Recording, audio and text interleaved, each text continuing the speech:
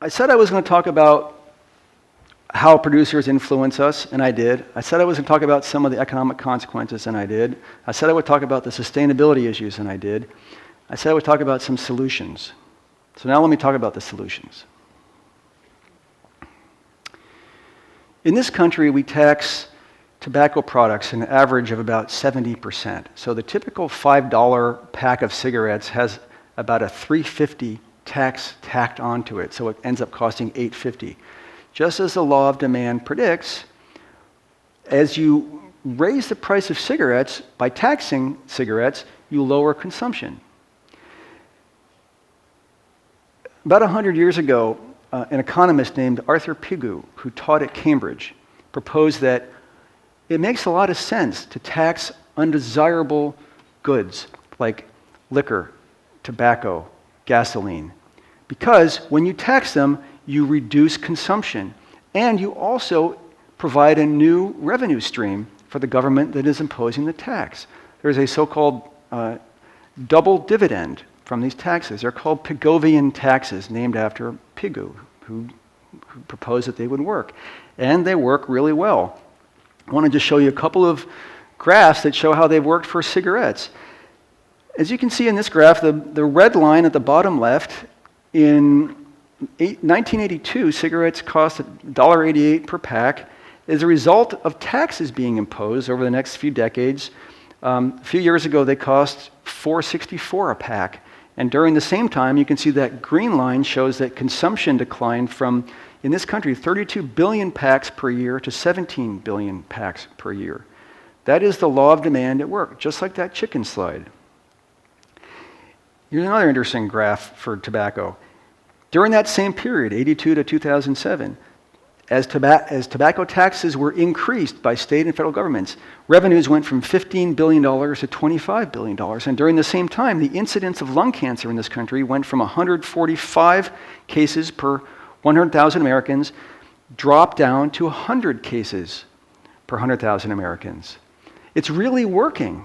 It's making Americans healthier, it's reducing consumption of tobacco products, and it's increasing revenues for state and federal government entities that are imposing these taxes. So, as you might guess, I suggest that one of the best ways that we can reduce consumption of animal foods in this country is to tax them. I propose a 50% tax on all foods that contain any animal products. So a $5 Big Mac would have a $2.50 tax on it. It would cost $7.50. And as predicted, the law of demand says people will buy fewer Big Macs. Now, the idea is not to make people struggle to meet their food budget. So at the same time, I also propose providing a $500 tax credit annually, which would offset the extra costs associated with the tax. So what would happen is, in a typical year, people would spend a little more on meat, but they would also shift some of their buying to plant-based foods, and at the end of the year, the extra that they've spent would be reimbursed through this tax credit. If and when a 50% tax is imposed in this country, and I do think we will tax meat at some point. 50% is kind of high, but I think we'll start taxing meat at some point in my lifetime.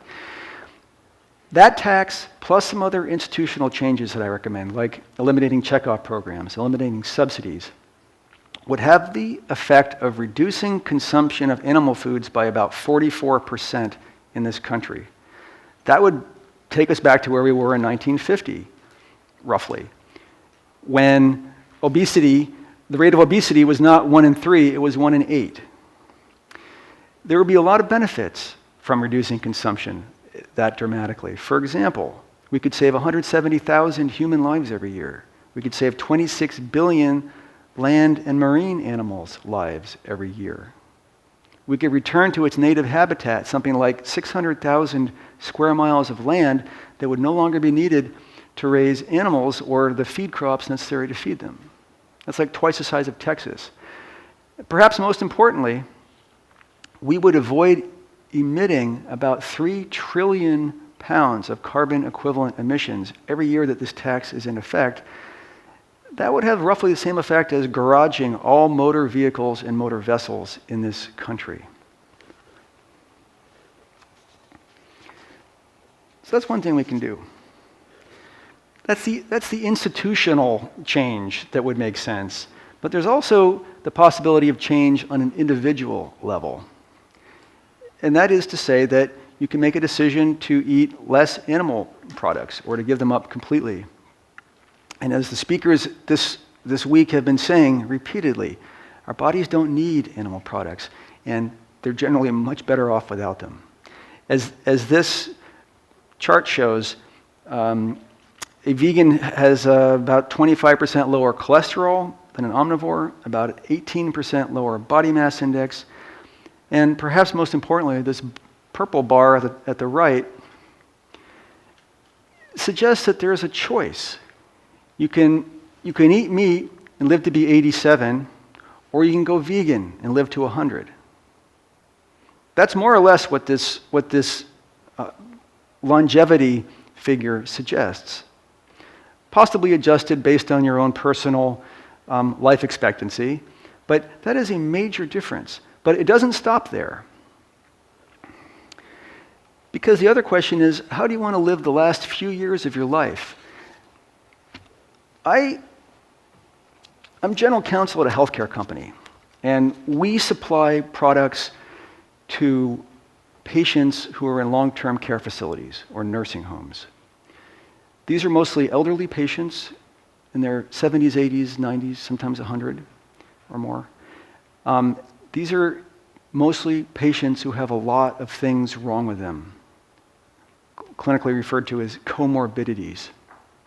Now, just before I got on my plane, I printed a bunch of papers related to these patients. Now, when somebody checks into a nursing home, the administrator fills out what's called a face sheet or cover sheet.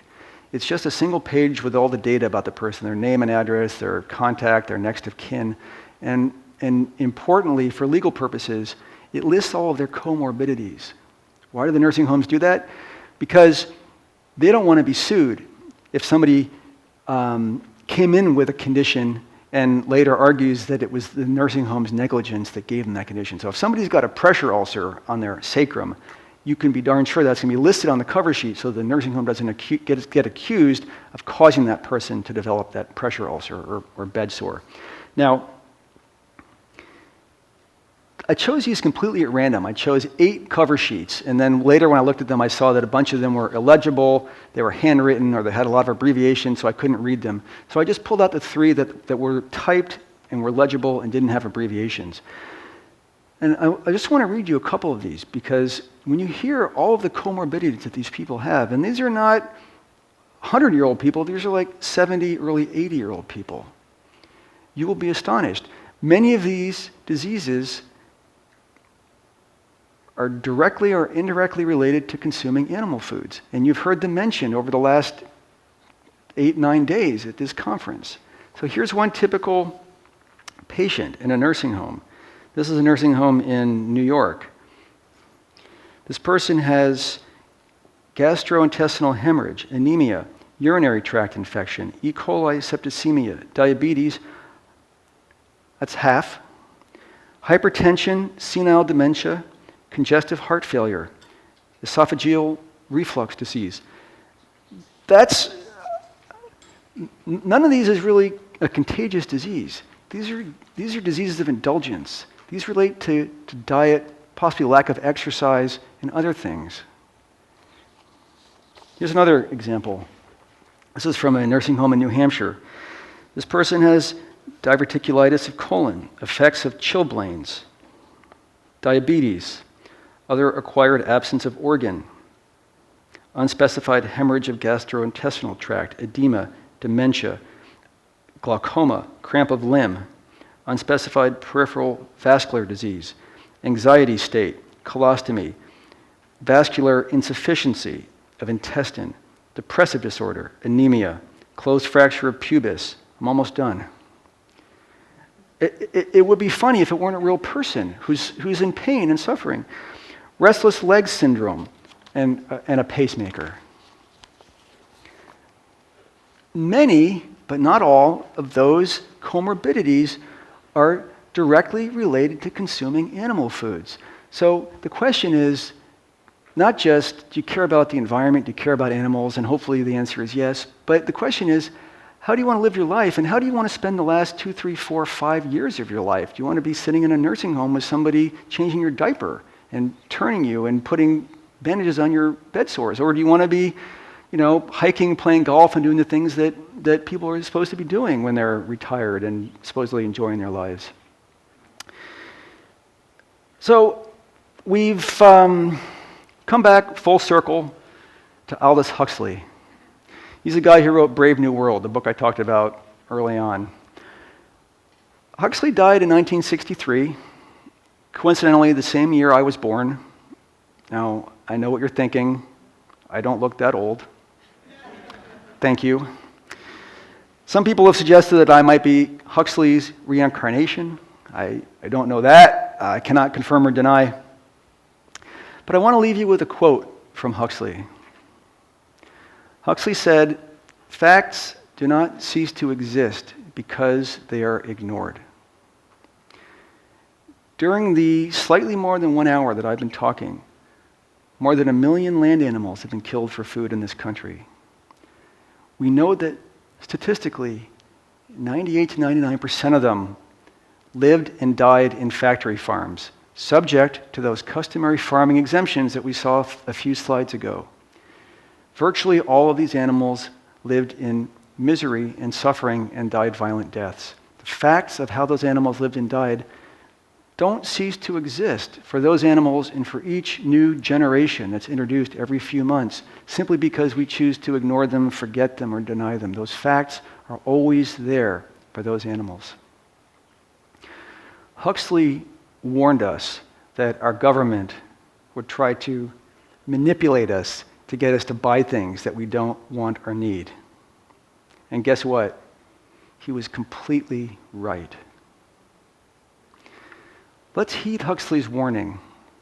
Let's think for ourselves about what's for dinner, rather than let the federal government tell us that it's beef. And if you're not already doing so, I strongly encourage you to consider exercising one of the most powerful rights that you have as a consumer, and that is to boycott this cruel and dysfunctional industry. Thank you very much.